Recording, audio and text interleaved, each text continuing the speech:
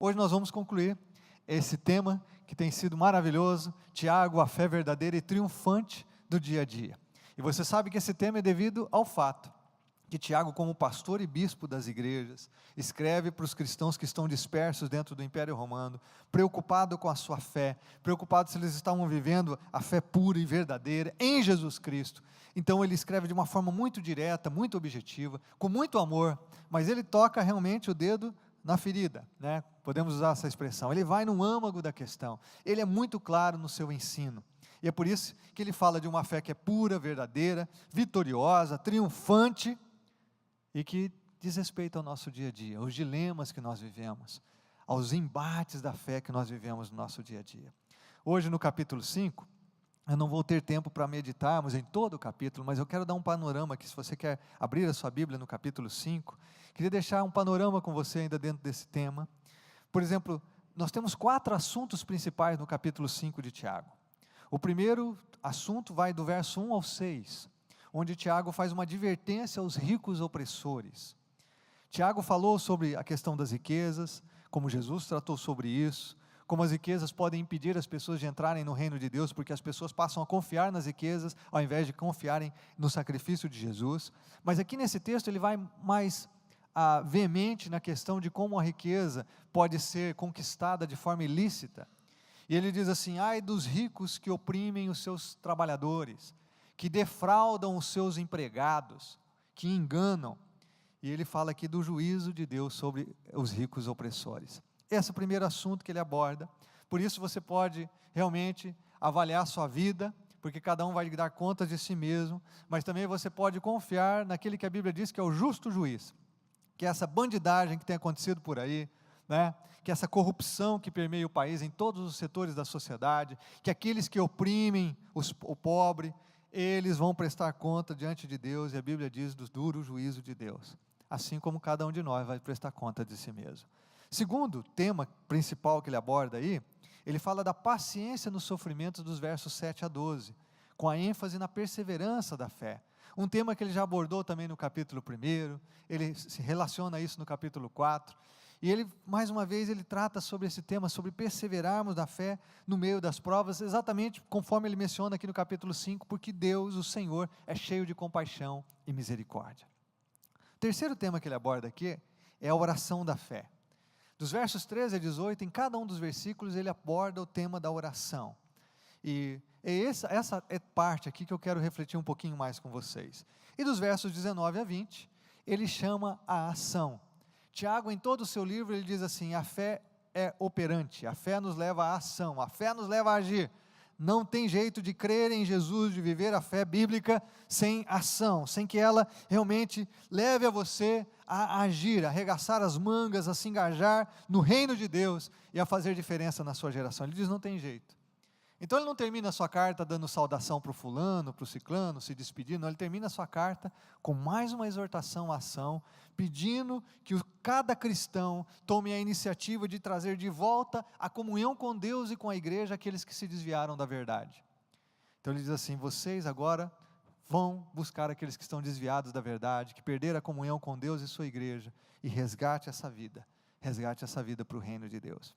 Então eu quero refletir com você um pouco mais entre os versos 13 e 18, que é o terceiro tema desse capítulo, tema principal. Eu queria que você lesse comigo, quando Tiago diz assim: entre vocês há alguém que está sofrendo, que ele ore. Há alguém que se sente feliz, que ele cante louvores. Entre vocês há alguém que está doente, que ele mande chamar os presbíteros da igreja, para que estes orem sobre ele e o unjam com óleo, em nome do Senhor. E a oração feita com fé curará o doente. O Senhor o levantará. E se houver cometido pecados, ele será perdoado. Quero parar por aqui para comentar um pouquinho o texto até aqui. A oração é claramente o assunto deste parágrafo, sendo mencionado em cada versículo, como eu disse, dos versos 13 ao verso 18. E Tiago incentiva a oração ao sublinhar os poderosos feitos da oração que parte de um coração justo, como nós vamos ver. E aqui, provavelmente ele escreve aos seus leitores, exatamente porque os cristãos estavam debaixo de perseguição, de prova na fé, de lutas. Então ele exorta, conforme nós vemos no verso 13, os crentes a orarem em toda e qualquer situação, Ele diz assim: você está sofrendo? Ora. Eu não tenho dúvida, irmãos, de que alguns de nós que estamos aqui nessa noite estão sofrendo. Você está talvez com o coração angustiado, ansioso, com medo. Talvez você esteja muito aflito no seu coração. Talvez as pessoas nem saibam disso. Talvez você esteja aqui nessa noite no meio de uma grande luta. Talvez você esteja sem perspectiva, sem direção, sem rumo. Tiago diz assim: você está sofrendo, está com o peito apertado, está com o coração angustiado. Ore a Deus. Ele diz assim: existe alguém que está feliz? E quando ele diz aqui, existe alguém que está feliz, ele não está dizendo assim, alguém que está com as circunstâncias perfeitas, com o vento a favor, tudo funcionando. Ele está dizendo assim, alguém que está feliz, no sentido de que você pode estar feliz, mesmo com circunstâncias contrárias. Ele está dizendo, você está feliz no seu coração, na sua alma, você está com plena paz diante de Deus. Ele diz, se você está feliz, cante louvores. A palavra aqui no original é muito parecida com a palavra no salmo hebraico. E então esse cante louvores, na verdade, é uma oração cantada, como se nós estivéssemos salmodiando, orando um salmo.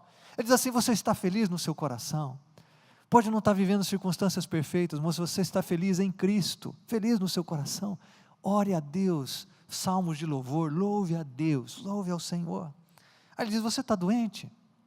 Aí ele diz, chame os presbíteros, os líderes maduros da igreja, e peça unção com óleo, orem em nome do Senhor. Essa unção não é necessariamente para cura, como se o óleo fosse curar, mas um símbolo, do toque de Deus, um símbolo de que esta pessoa está debaixo da atenção especial de Deus, do cuidado de Deus ali debaixo da oração. Ele fala, ore, você está enfermo, ore ao Senhor. Ele trabalha aqui em cada versículo, dizendo que a oração é importante em toda e qualquer situação. Quando nós chegamos aqui no verso 15, ele diz, a oração feita com fé curará o doente, o Senhor o levantará. E nós precisamos entender o que ele quer dizer com oração feita com fé. Porque talvez você fale assim, puxa pastor, as coisas não estão acontecendo na minha vida, Deus não está me curando, Deus não está solucionando o problema que eu estou passando, não está trazendo alívio para o meu coração porque eu não tenho fé. A questão de fé aqui é mais profunda no sentido de que é a lealdade ao nosso coração. Tiago falou da mente dividida no capítulo 1, no capítulo 4 ele falou do coração dividido com o mundo. Então, a questão de fé aqui é, na verdade, se você resolveu de uma vez por todas no seu coração, quem é Deus na sua vida. Se você resolveu no seu coração, quem você vai ser leal. A questão aqui fala de lealdade do nosso coração. É se você tomou uma decisão definitiva por Jesus no seu coração, por entender que Ele é Deus, e entregou a sua vida nas mãos dEle. Isso é fé.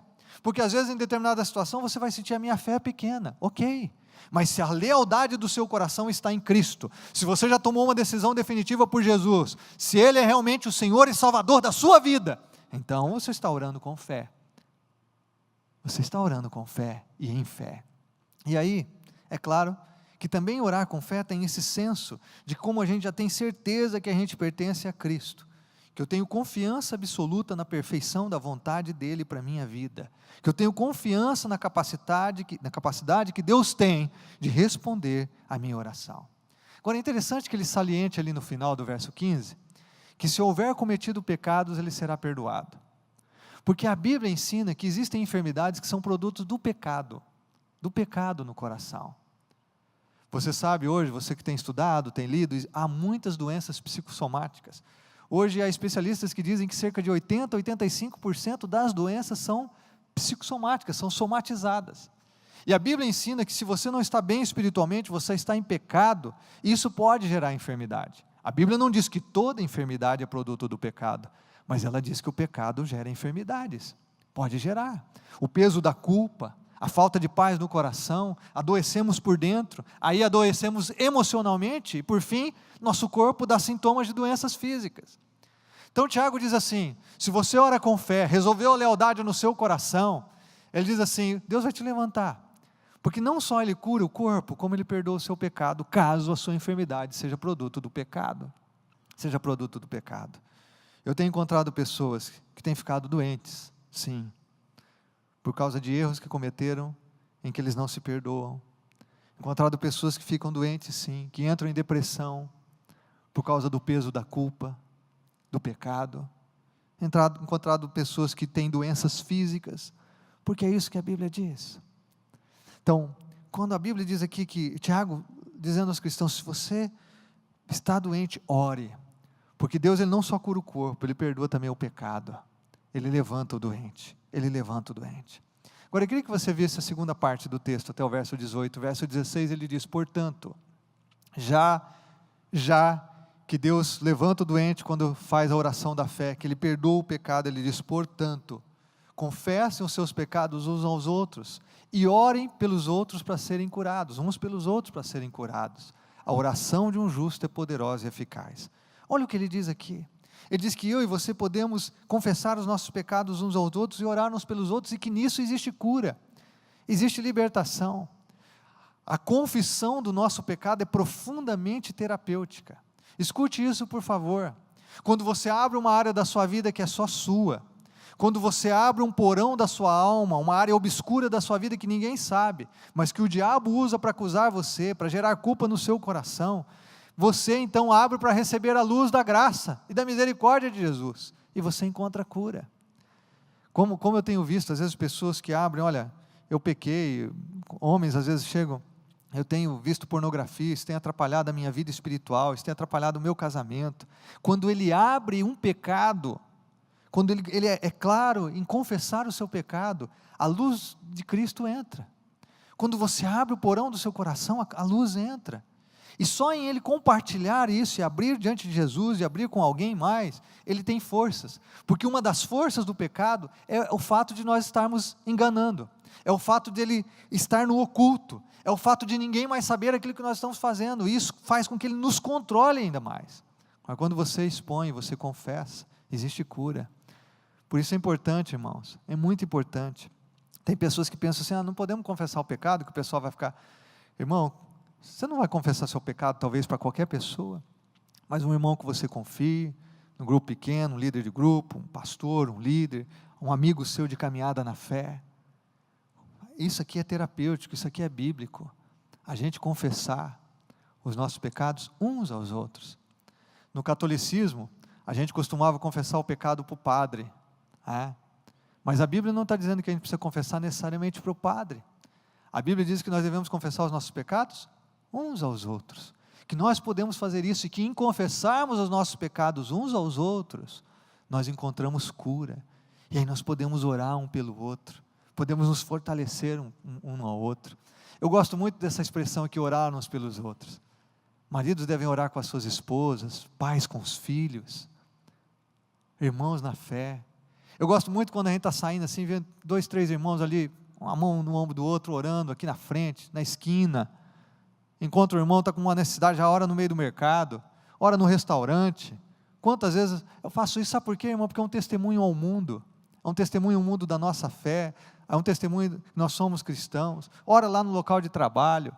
A Bíblia diz que nós devemos orar em toda e qualquer situação, e orar uns pelos outros. Por quê?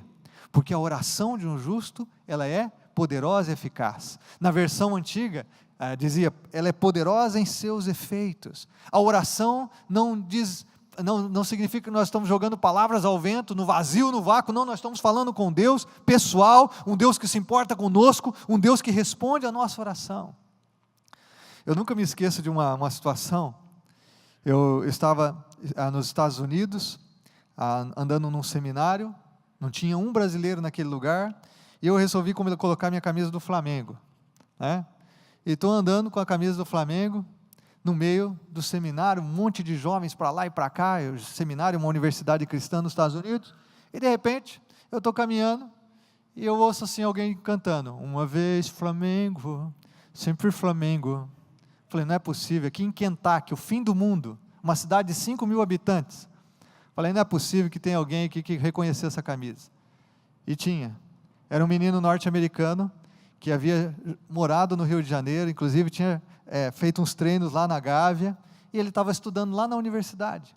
E ele parou para conversar comigo, e o testemunho daquele menino ali comigo, ali no meio do pátio, gente passando para todo lado, impactante demais. Nós começamos a conversar, e dali a pouco nós nos abraçamos e começamos a orar ali um pelo outro, orar um pelo outro. E foi ali um momento tão especial, tão precioso, a gente orando, tendo comunhão, e as pessoas passando para lá e para cá, mas nós estávamos ali conectados com Deus, o conheci ali, naquele lugar, um primeiro momento, mas o nosso coração já se uniu, e não foi nem por causa do time de futebol, nosso coração se uniu por causa da fé em Jesus, e a gente já começou a orar um pelo outro ali. Que maravilha a gente poder viver assim. Você está fraco, você está cansado, você fala, irmão, ora comigo aqui, ou o irmão vem e abre alguma coisa para você, deixa eu orar com você já, porque eu não sei se você tem o mesmo problema que eu. Antes eu dizia assim, alguém falava, pastor, ora por mim. Eu vou orar sim, e daí para lembrar depois? Chegava em casa, mas que irmão que falou comigo no final do culto que era para orar, meu Deus do céu, não lembro mais, aquele alemãozinho que faz a gente esquecer as coisas, eu esqueci bem o nome daquele negócio, tal de Alzheimer, faz esquecer a gente, faz esquecer as coisas, parece que começa a atuar, e a gente esquece. Então quando o irmão fala comigo, normalmente, quando fala comigo aqui, eu falo, vamos orar, e eu oro já, porque a gente corre o risco de não orar depois, de não lembrar exatamente aquela situação. Coloca a mão no ombro do irmão e ora já, clame ao Senhor, porque a oração de um justo é poderosa e eficaz. Mas talvez alguns de nós estamos aqui, e você diga assim, pastor, nem sei se eu posso orar, eu sei das minhas falhas, do meu pecado, talvez o diabo esteja acusando você, olha o que você fez essa semana, como é que você vai no culto hoje tomar Santa Ceia? Olha o que você tem feito, olha como você tem andado, como é que você vai orar por alguém? Você não ora nem por você?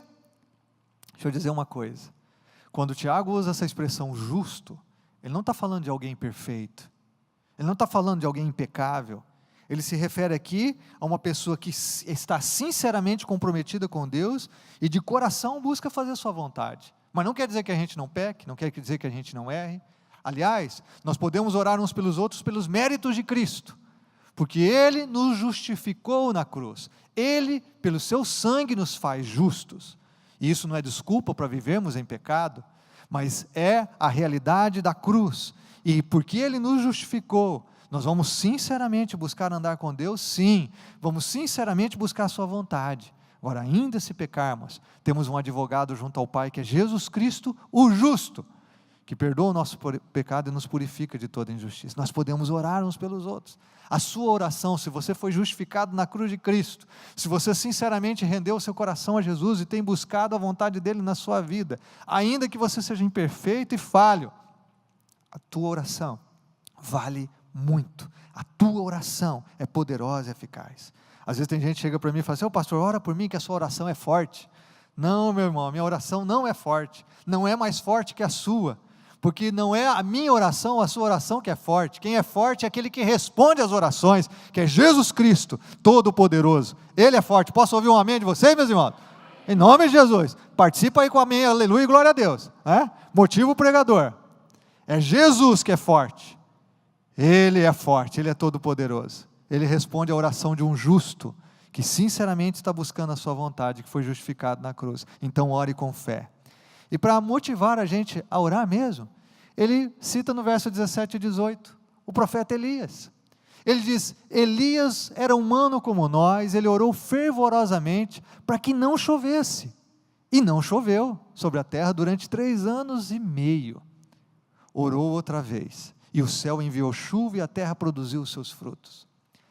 Elias é o profeta do Velho Testamento, muito estimado entre os judeus devido aos seus milagres, ao poder, e ele inclusive não morreu, ele foi arrebatado aos céus em uma carruagem de fogo, algo que transcende, que é muito maior do que o Steven Spielberg pode fazer, Deus recolheu Elias, e aí o que acontece é o seguinte, é que Tiago diz assim, olha, até o grande profeta Elias era falho, era humano como nós, era sujeito às mesmas paixões.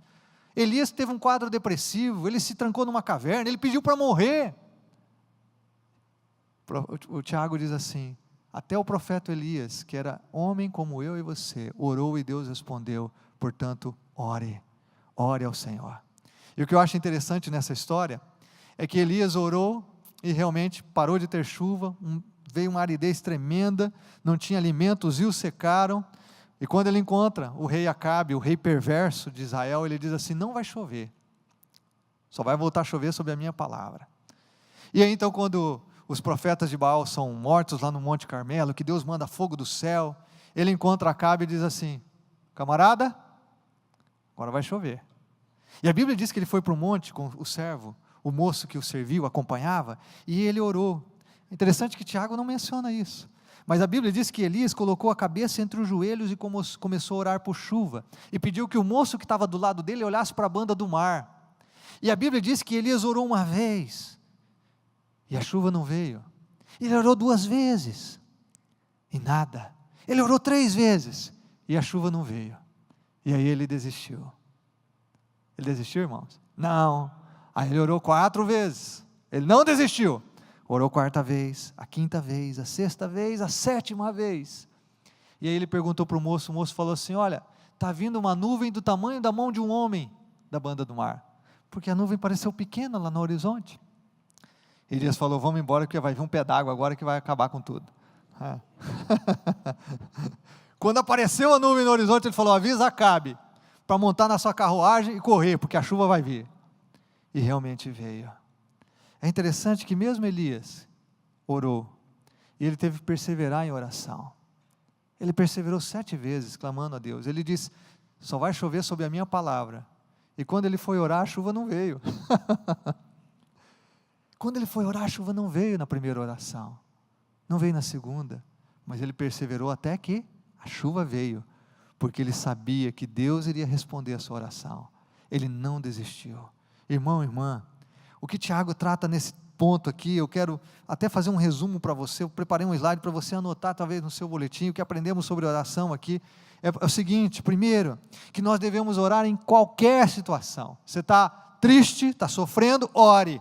Está feliz? Ore, cante louvores a Deus. Ore ao Senhor cantando e salmodiando ao Senhor. Está doente? Ore. Seja qual for a situação da sua vida, ore ao Senhor, porque nós temos um Deus poderoso que responde à oração. Segundo, Tiago diz aqui: ore em fé e com fé. Ore resolvendo a questão da lealdade ao seu coração. Entrega o seu coração a Jesus. Ele é o Senhor e Salvador da sua vida. Então ore com fé, porque você tem um Deus que é confiável. Ele é fiel. Ele responde às orações. Em terceiro lugar, nós vemos aqui que nós devemos orar uns pelos outros. Ore, interceda, clame pelas pessoas, mesmo que elas não estejam sabendo que você esteja orando por elas, mas ore também uns pelos outros, porque existe cura na comunhão da igreja, existe cura quando confessamos nossos pecados, porque a Bíblia diz que quando nós somos humildes, nós recebemos graça, mas se nós somos orgulhosos, Deus nos resiste o soberbo. Tiago afirmou isso no capítulo 4. Quando você é humilde e reconhece seu pecado, ora um com o outro, você recebe cura, Deus o levanta com poder. 4º lugar, que nós devemos orar como justos, pessoas que resolveram a fidelidade no coração, e que estão buscando sinceramente viver a vontade de Deus. E em último lugar, a oração é poderosa e eficaz. Vale lembrar aqui, irmãos, que Deus não responde sempre às orações do justo, conforme o tempo e a maneira que o justo deseja, e que se Deus não respondeu às suas orações ainda, isso não significa que Ele não está ouvindo você e que Ele não irá responder. Não significa. Significa simplesmente que talvez as bênçãos que virão serão mais preciosas, porque muitas vezes as mais preciosas bênçãos do Senhor estão reservadas para as orações perseverantes. Sobretudo, lembre-se que Deus pode responder a sua oração de 2 maneiras. Ele pode responder de acordo com os seus desejos, os nossos desejos, ou Ele pode responder de acordo com o nosso bem real e final, pensando na eternidade, porque Deus está nos preparando para estarmos para sempre com Ele. E algumas das nossas orações, Deus pode não responder de acordo com o seu desejo, mas Ele vai responder pensando na eternidade da sua alma, pensando no fato de que Ele quer que você esteja com Ele para sempre. Agora, diante disso, do livro do Tiago, eu queria terminar aqui falando de 2 afirmações que eu queria, não estão neste texto, mas estão claramente dentro do contexto do que vimos no texto.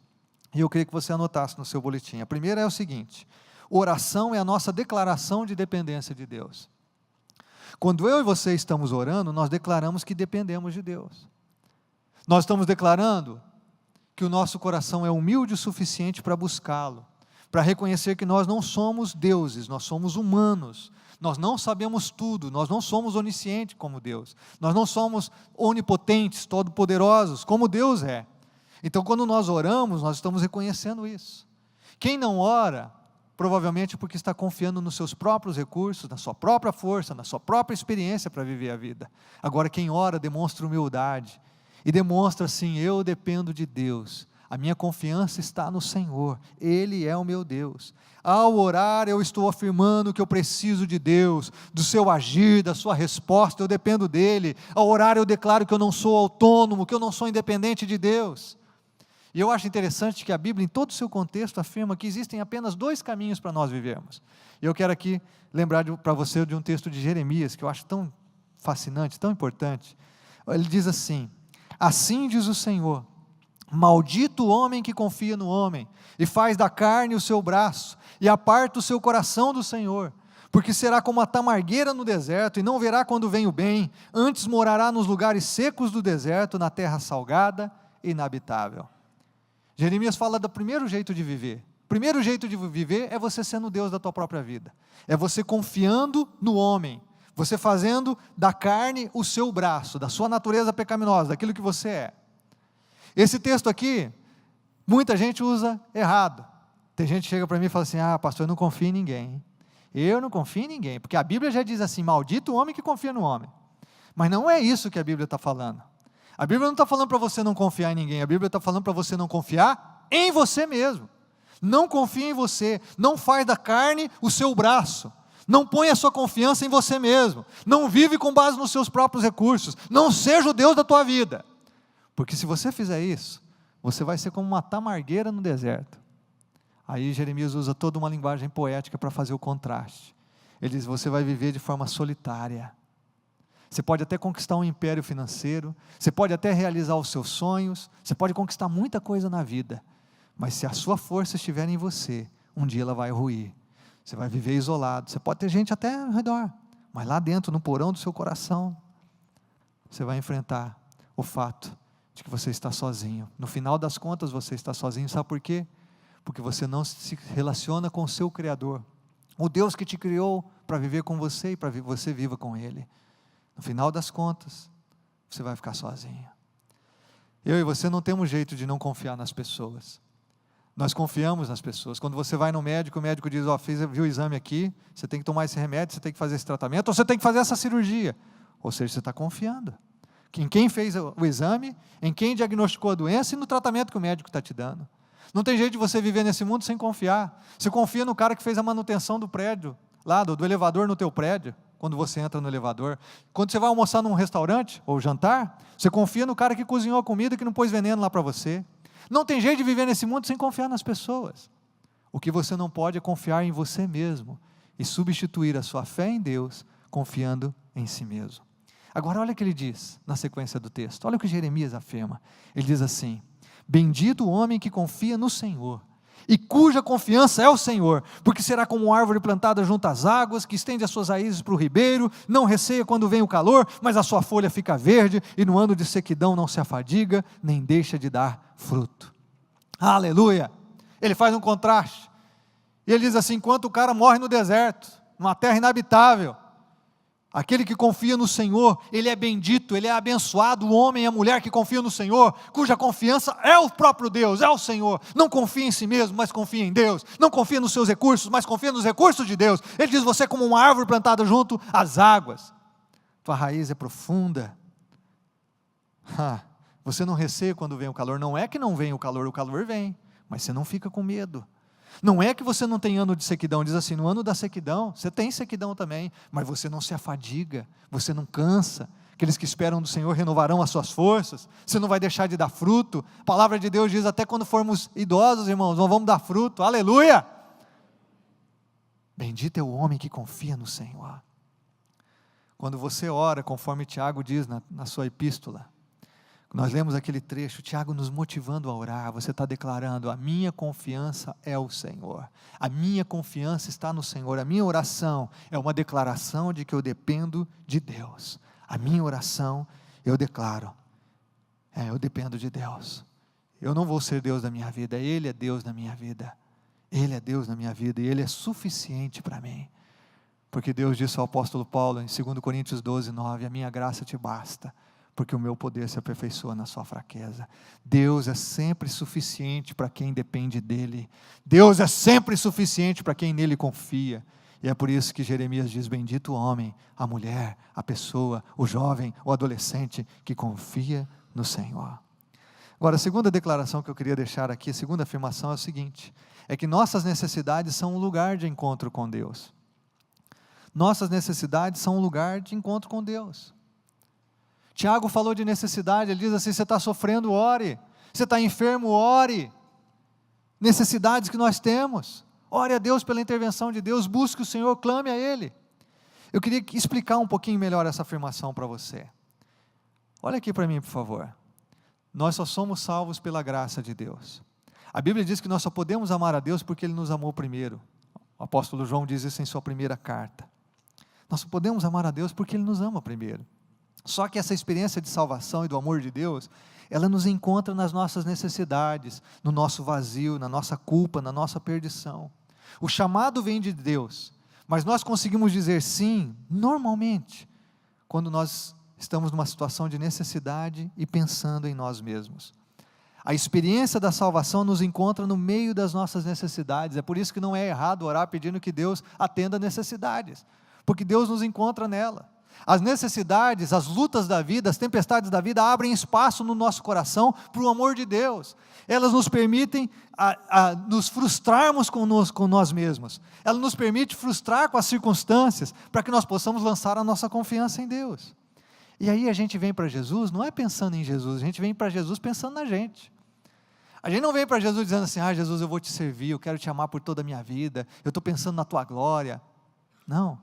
Quando a gente vem para Jesus, no início da conversão, a gente vem pensando, Jesus, por favor, age no meu casamento, restaura o meu casamento, Jesus, livra o meu filho das drogas, Jesus, salva dessa enfermidade. A gente vem pensando na gente. E não tem problema, porque Deus nos encontra ali, nas nossas necessidades. Eu queria ilustrar isso aí com um namoro. Quando a gente começa a namorar, a gente não pensa na outra pessoa, a gente pensa na gente. Esse mês eu vou fazer 23 anos de casado com a Andréia.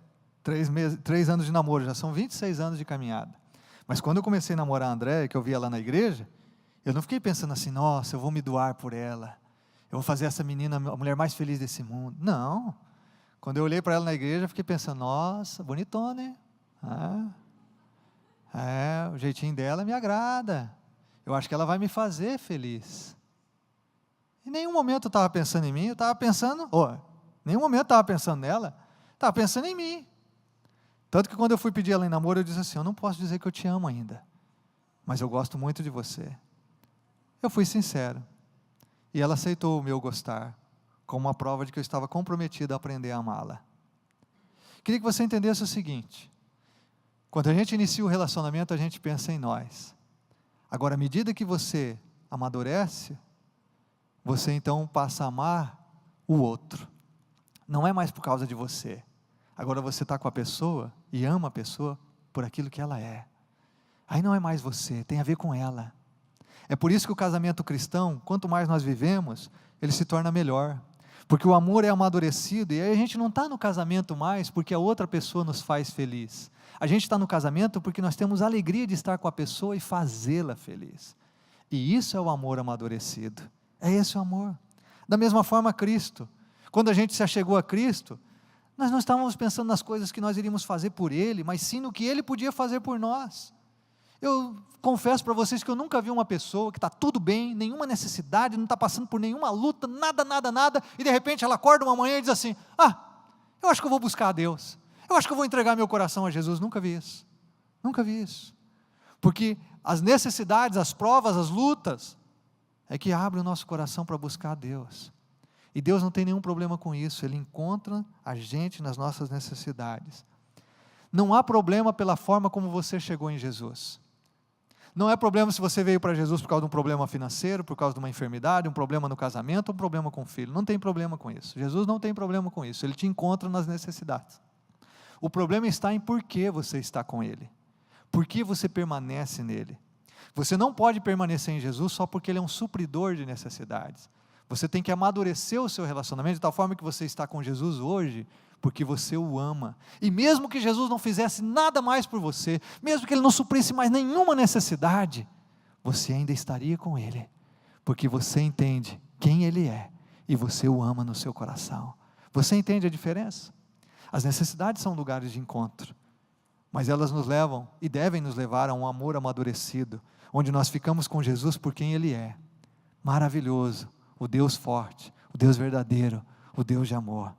Jesus disse lá em Mateus 11:28, vinde a mim, todos que estáis cansados e oprimidos, eu vou aliviar vocês. Não tem problema de você vir para Jesus porque você está cansado com essa vida. Não tem problema de você vir para Jesus porque você quer alívio da sua enfermidade, dos problemas da vida, das situações que você está enfrentando. Não tem nenhum problema. Jesus diz, não tem problema com isso, pode vir. Eu vou aliviar você. Eu vou atender essa necessidade. Eu vou tratar a sua vida.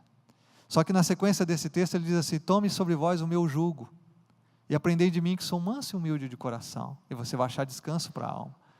Ou seja, o jugo é que você vai andar com Jesus, você vai andar junto com Ele, lado a lado, num relacionamento que vai amadurecendo a cada dia, até que se torne esse amor maduro, em que você está com Jesus por Ele, e não por você mesmo, porque você entendeu que sua felicidade e realização não está em amar a si mesmo, mas amar aquele que ama você demais, que é Jesus Cristo.